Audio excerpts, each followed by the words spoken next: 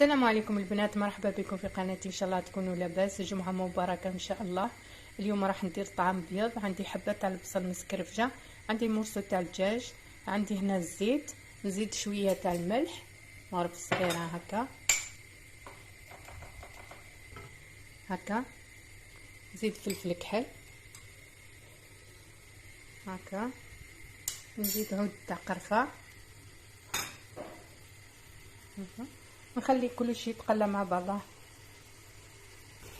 نزيد لها الحميصه، نزيد لها الخضره، عندي قرعه، لفت، زروديه، حبه طماطيش هكا، ما نقسمهمش، نخليهم كاملين ونخليهم يزيدوا يتقلاو مع بعضهم.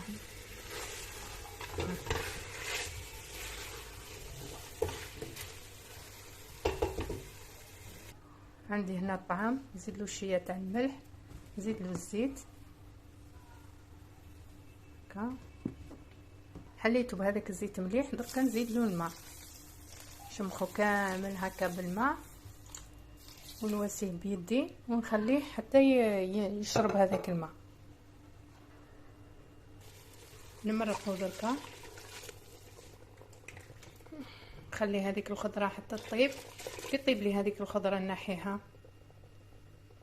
بعد ما شرب لي طعم الماء هاوليك حليته، دركا نديرو في الكسكاس يفور، ومن بعد ما يفور نحيه نرشو بالماء، نزيد نعاود نردو يفور.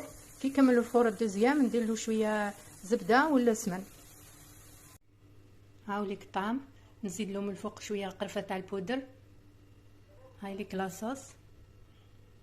نتمنى ان شاء الله الوصفه تكون عجبتكم. نتلاقاو في وصفه واحده اخرى، مع السلامه.